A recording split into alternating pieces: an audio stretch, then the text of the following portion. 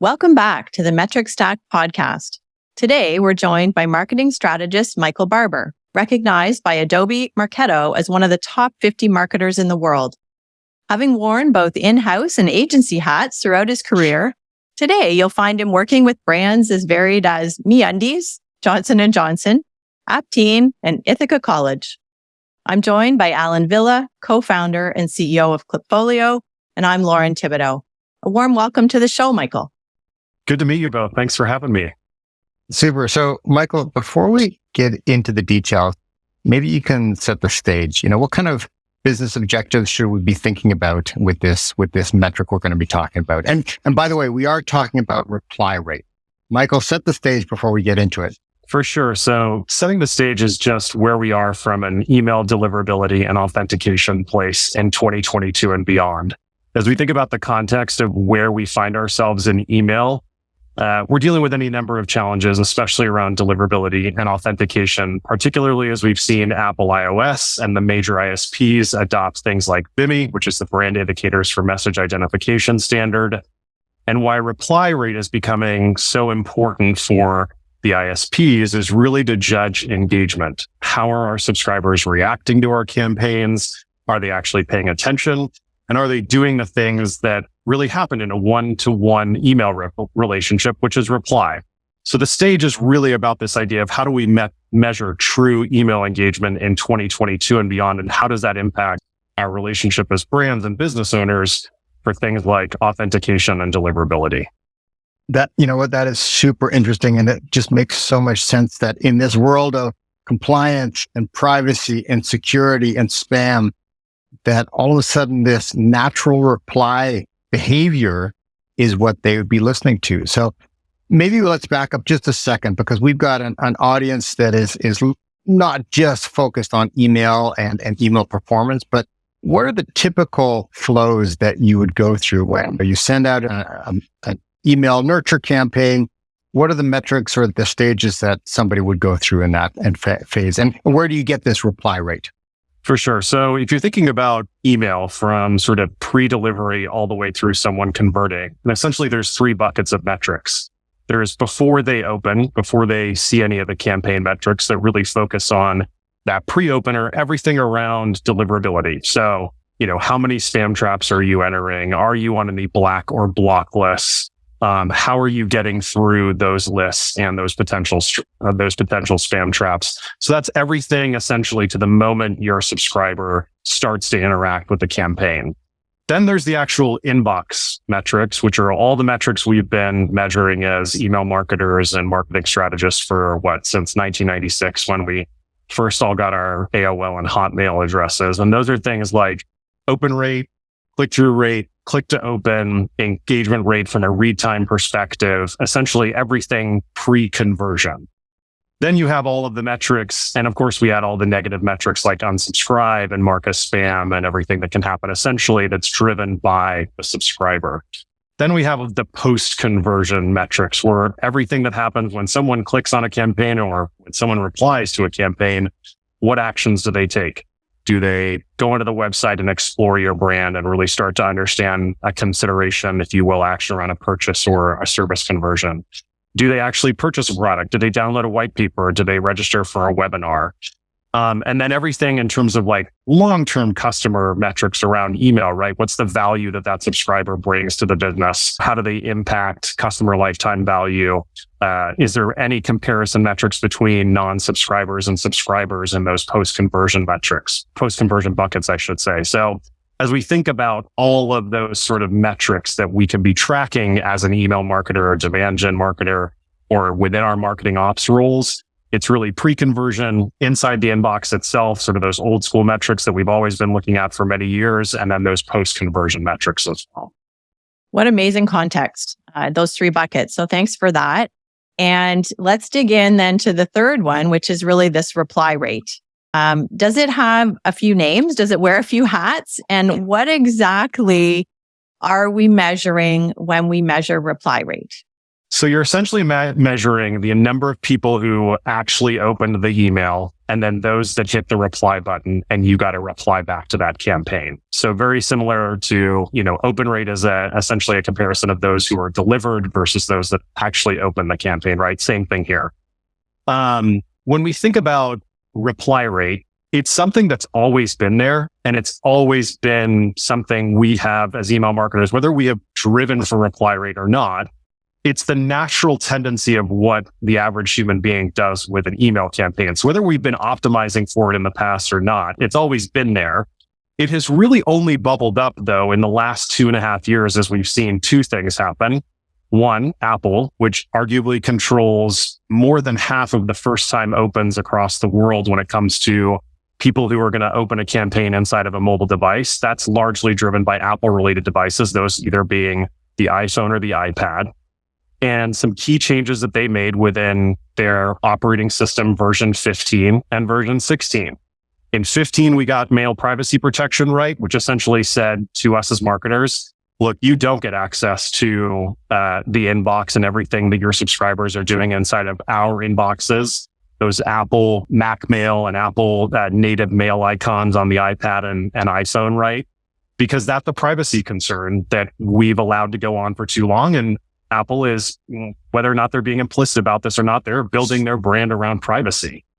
And so those first changes came with mail privacy protection, right? Suddenly, a significant amount of our subscribers, in some cases, we could not see open. We could not see where they are engaging in terms of location and how often they're engaging.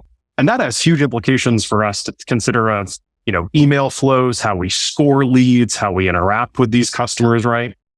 And then they've taken it one step further in iOS 16 and they've adopted BIMI, as I mentioned before, which is brand indicators for message identification. So BIMI is just another authentication standard like SPF, DMARC, and DKIM. Sort of the 3 or 4 gold standards, if you will, of email authentication. And what email authentication is essentially, hey, we are the brand who we say we are. BIMI first came out from the team at Yahoo, essentially was a way for brands to show a logo inside of the inbox, right? To customize what they wanted that logo to look like, how they wanted it to show up for operational versus transactional versus promotional campaigns, right? And we've seen almost every single major ISP, Microsoft, Gmail, and the folks over at Google, and now Apple adopt the BIMI standard. And essentially what it's trying to do is really do two things that both serve the consumer. One, make sure that we have truly authenticated brands getting into the inbox. And two, provide a more visual experience around the inbox itself, right? We don't have to potentially just rely on the from name and subject line. We could simply see a logo that we're very familiar with and that we love and adore and suddenly click on that because that is more familiar for us, right? It creates visual cues for the subscriber. So these two big changes really lead to, hey, a metric that we've got to be tracking is replies, because number one, if we are going to be excluding opens, essentially everything pre-conversion from our Apple subscribers, reply becomes a metric that's important for us to understand. Are they an active subscriber or are they not an active subscriber? And BIMI becomes even more important in that regard because, again, it starts to elicit this more one-to-one communication experience inside the inbox with a brand.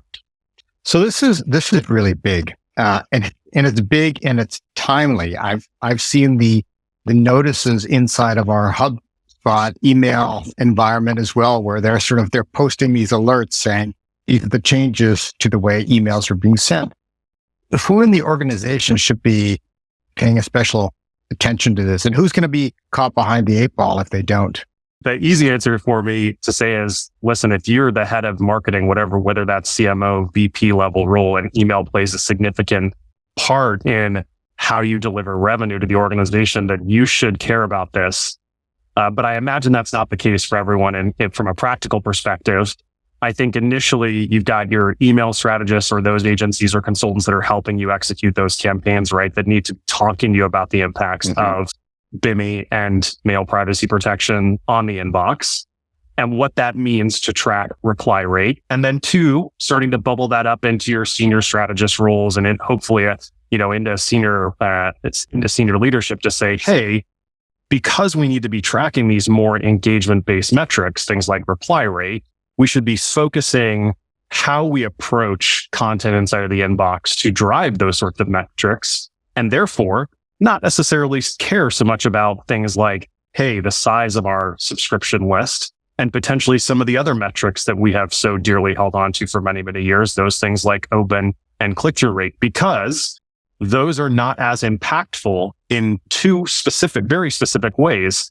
Number one, we tend to see brands that focus on the reply, that build that relationship, see bigger impacts in performance from email marketing than those that do not. And two, the ISPs, the people who care about and really control how we get into the inbox, they are looking at two major things to determine how engaged your subscriber is, and that's reply. And then what do they do with the message? Do they folder it? Do they archive it? Do they care about it?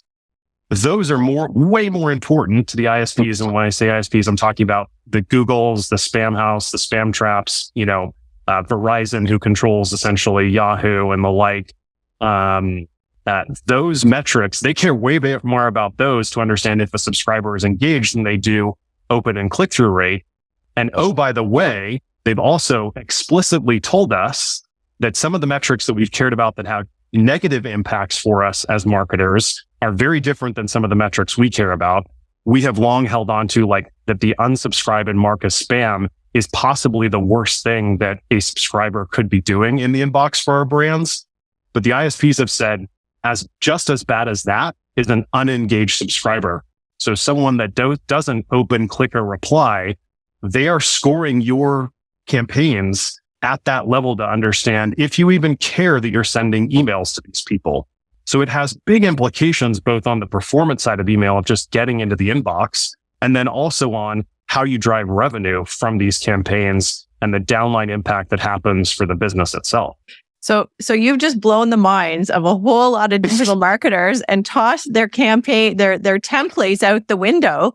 I know, Lauren, I feel like I'm being schooled here. Like everything that I thought was dear and true is completely out the window. It's true. All those links and buttons and click. Really, it's much higher value to get a reply. It is. I mean, that's what the ISPs are telling us. It's not just what I'm saying, it's what the ISPs are saying. I think that you sort of have to take a step back and start to think about, okay, if we think of this as like a top level, you essentially have two types of a campaign as a brand. You have your automated and operational sends. Those are things like transactional related or order related. And then you have your promotional campaigns.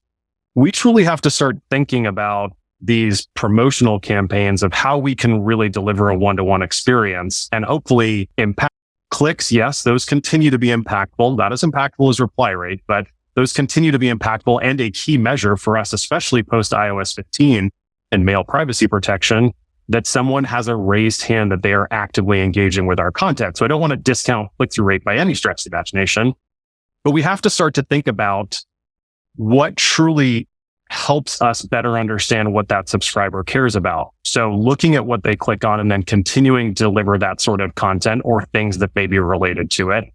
And then two, it starts to potentially impact how do we approach things like our from names and subject lines. Maybe we need to take a step back and start to look at, are there specific from names inside the organization that we could be testing and optimizing to try and deliver nuanced content? One really good example out there that I use all the time is the folks over at stickermule.com. They make stickers. It's branded merch, if you will. One of the things they've always done for years is try to figure out if you are more apt to open something that comes from the brand, Sticker Mule, or if it comes from one of their key individuals inside the organization because they're largely founder led, right? And what they've realized is usually in about 65% of the cases, their subscribers like seeing an email campaign come from their founder. So they then lead with that. They do not lead with some sort of lovely HTML design branded email campaign. They lead with a largely text-based campaign that feels like it's coming from the founder. And if you reply, that's eventually getting to the founder's inbox. Whether his EA, right, puts it in front of his eyes is a whole nother story, right? But it does help drive some of the metrics that both the ISPs and hopefully the business look at in terms of driving revenue. So the typical no reply from email address is not a good idea? It should have been gone many, many years ago. Now it really needs to be gone. Yes. Even if it's not monitored. I mean, that's the thing is there are tools at our disposal these days that can monitor these inboxes remotely and understand if it's a real human being that's replying back and then routing that message accordingly. There's a lot of companies out there that are helping organizations do that at scale. So even when marketers sort of go like, how would we even handle not having a no reply or making a monitored inbox? There's a variety of technical ways that tools out there can help them do that at scale. And there's also, essentially, hey, if an email comes from this specific email address, we filter it out and we monitor that inbox once a week or once a month, whatever it may be, right? Or we, somehow work and collaborate with customer service so that the individuals that are picking up the phone, that are answering DMs on Twitter are the same individuals that are potentially replying back to these campaigns to get these customers to the right places. So I wonder if we could use some examples, and I've got two that I'm thinking about right now, because it dramatically changes not only the from address, like we were just chatting about, but it changes the content as well. And I'm happy that you said that open or click-through rates aren't just a thing of the past; they're still important, but reply to is really that sort of gold standard. So example one is, let's use our company. They sign up for a free trial, and we send them the first welcome email. So that's kind of example one. Example two is the sales rep sends an automated email from her, and it actually says, let me know if you have any questions, right? So is one a better approach than the other? How do you write content for that more generic one that just goes out and welcomes somebody to a trial, and make sure that the inboxes see it as legit and authentic versus what would traditionally be a more one-to-one sort of personal email? Yeah. So the way that we're seeing a lot of brands tackle this conversation is essentially test this, right? And first of all, we have to sort of take a step back and understand, as a brand, are we, as a part of our brand strategy, in being intentional about putting our team and our employees and making them their personal brands, a part of our brand as an organization? If the answer to that is yes, then we should be testing essentially these first few touch points, whether it's a welcome campaign or an onboarding experience as someone has logged in and potentially done a free trial or then paid for your first tier plan or whatnot, is starting to decide, okay, well, how often do we see open interactions and clicks when it comes from the brand of Klipfolio in this case versus customer service or sales team member from Klipfolio, right? I'll give you an example of a brand I think does this enormously well. It's the team over Asana, which is a productivity, a team project management platform. They do this extremely well once you have become a paid customer at theirs. So free payment when you're on the free plan, and I think they've started to test even within the free plan, they message essentially your next steps and tutorials from the brand itself. So you've logged in, this email comes from Asana, it's lovely. Because they've asked you a couple questions through the registration process, they give you some how-to videos and some blog posts that are specific for your industry. Then about a day later, you start to see campaigns coming from a real human individual. Now that person isn't sending these campaigns, right? These are coming from some sort of demand gen platform that's out there, whether that's integrated into your ESP or email service provider or not. But it's then building the relationship with that customer service rep who can say, okay, here are the next steps. Here are some things that you can take advantage of. Here's my calendar if you'd like a little tutorial or want to ask some questions. And they start to figure out what you open and what you don't. Is it the from name that's coming from the brand? Automate that it comes from the brand more often. If it's the customer service individual, then you reduce the frequency of automations that are coming from brand and you increase the automations that are coming from, XYZ individual on that customer account team. But you've got to test these things. And it really starts at the brand level to understand, do we want to put our team forward in those initial experiences with our brand? If the answer is yes, and that's part of the brand strategy, then I think you start to have to test those things and figure out what works and what doesn't. Yeah, phenomenal. Practical advice. And as companies and marketers are starting to get familiar with this, could you give us some guidance on benchmarks for this metric? What is a great reply rate? I mean, it's the Wild West. Does it vary by industry? What can you say? It is completely the Wild West right now. There's nobody has done any research that I am aware of at this point that starts to look at industry benchmarks for reply rate. What I would say is that at a bare minimum, you're probably looking at lower reply rates for anything that's coming from the brand versus coming from an individual. So if you're looking for reply rates from the brand, you're probably talking about, a sub 1%, if you will. But when you're looking at reply rates that are coming from individual campaigns, those can be even higher in some cases than our average click-through rates for certain industries. We typically see, depending upon the industry, you can go anywhere from like 3% to like a 20-ish% click-through rate, depending upon what industry you're in. In certain industries, we're seeing a reply rate that it is much, much higher than that. So we're talking a 40 to 50% reply rate in certain industries when they start to really nuance, hey, this is the industry that you're in. They understand who you are. They're showing you off tutorials or information that may be a case study that's very similar to your organization.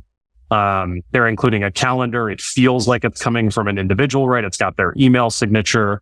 It sounds like a human being, which is often the biggest stumbling block for organizations to get around to really be nuanced about their tone and voice, because if it's going to come from an individual, it needs to sound like that individual. But it's the wild, wild west when it comes to reply rates. I mean, we really you've only just started to see the ESPs include reply rate in their dashboards. HubSpot just added it, I think, less than in the last 90 to 120 days, if that. And they're putting a lot of asterisks around the box, like how they're monitoring this and what they're doing. And some of the other bigger ESPs that are out there that, names we're all familiar with haven't even put this into their dashboards yet. I had chills when you said the reply rates could be north of 20%, because when we were earlier saying, it's the head of marketing or the marketing email specialist that should be paying attention to this, it goes far beyond that. I mean, this is the sales team that has to field these responses, right? If somebody replies, you've got a live, engaged individual on the hook. I mean, this is gold. You have to sort of engage right away. So it's the support teams and the sales teams that actually have to be prepped and ready for this. At least that's the way I'm thinking about it right now. Whereas with a click-through model, they would click through, you would sort of ingest that knowledge, the email campaigns would spit out the next nurture campaign, and away you would go, right? Very automated and scalable system. But I think if we're doing something that is much more natural, it requires people. It does. And then it requires a look at, okay, if we are going to struggle with scaling this, then there are other platforms out there that can help do this. Regardless of sort of what marketing automation platform you're on, there are bolt-on tools that can help not only just on the scale side to be able to execute these campaigns, but also allow you to see what is our reply rate from individual salespeople within the organization. What type of content typically elicits higher versus lower reply rates, those sorts of things. And sometimes it's a very manual process. There are a couple organizations, and if you're a thought leader or maybe an author, or you're building up, you're trying to generate thought leadership for a CEO or an individual, right? Some of this stuff just has to be manually monitored and reported on. My dear friend, Ann Hanley, who heads up the team over at Marketing Profs and is a marketing author and speaker, she tracks this. Basically, her team tracks this themselves, and they have their own quirky name for the metric that makes it feel a little fun to actually have to go through her inbox and figure out how many replies people are sending, right? But sometimes it's a very manual process, and you start to have to think about, okay, are we going to have a monitored inbox where these are coming through so that the team can at least see those, and then there's someone within marketing ops that's dispersing them to the respective salesperson. You start to have to think about what's the cost and investment implications to make this easier for the organization and scalable, but also, making sure that we can get replies back to customers. Because the last thing that we want is, if someone's replying, you better believe they want a response back as quickly as possible, right? So they feel like they're an engaged individual. They're going to want to see something come back, whether that is automated, so it at least kicks back and says, thanks for your reply. Here's some additional things that may be able to help, and I'll get back to you in the next 12 to 24 hours, what that may be. or making sure that those replies that are coming back are getting looped into and dealt with, regardless of the team, whether it's sales or customer service, that they're getting handled across the organization. Have you seen, so you mentioned earlier in those three buckets, a number of other metrics that reply rate pairs well with, if you will. So that's been nicely answered. What I would ask is just kind of unraveling the thread you pulled out a second ago. Are there internal metrics that companies should be looking at that would pair well with this, like turnaround time or number of answers within, a certain period of time? Are there things now that companies should be holding themselves to in related metrics here? Yeah, so this is a bit of the age-old question.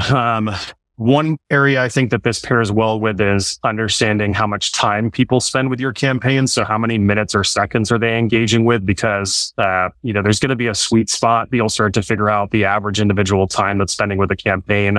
What is the impact of that on them replying or not? So we see read time as a really complementary metric to response rate or reply rate. You're typically dealing, depending upon the organization, your individuals are probably spending in the neighborhood of about 8 to 10 seconds with a campaign, any more. And either they're an engaged user, they're an engaged subscriber, they really care about the content. It might be intentionally less, right? You're making it skimmable. You want them to get some sort of quick takeaway. So certainly with read time inside of the inbox. And then you sort of nailed it on the head when you said response time, right? Given that the expectation for speed these days is second to none, we've got to be optimizing for understanding how do we get a reply back as quickly as possible. So maybe that's ensuring there's a couple of ways that we can help these things. Maybe that's ensuring that we have, an FAQs document or an internal resource where people can easily do a cut, copy, and paste to answer questions, right? And then there's various levels of the organization from seniority where things can get worked up quickly so that a response can get delivered as efficiently as possible. I think you also have to think about those downline impacts of email on your business. And when I mean downline impact, I'm sort of talking about direct business impacts of email. So what is the impact of a subscriber compared to a non-subscriber on the business? I think it pairs incredibly well with that. I would probably venture a guess that if your reply rate is better than good, then your value that is delivered via the inbox is probably larger for a subscriber than it is a non-subscriber. So you over-index on making sure you invest in your subscribers, making sure the content is exclusive to them, those sorts of things. And again, thinking about broadly outside of the inbox, potentially, what are the metrics that are indicative of someone who is going to reply from a lead scoring perspective? So sort of, hey, if we have a hand raiser that has now become a subscriber, what are the actions that they did on your website or the interactions they've had with the business that caused them to become a subscriber and then ultimately elicited a response? What are the sort of things that they downloaded? What is the content that they looked at? And looking at those trends, because that could help be a key indicator of what sorts of content you need to create in the future that hopefully get a really engaged subscriber that then is replying back to a salesperson. Michael, I want to really, really thank you. This has been incredible.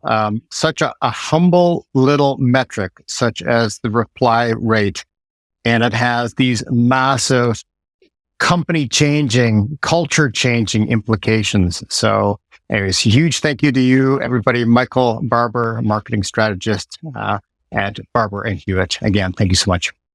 For sure. It's my pleasure. Thanks for having me.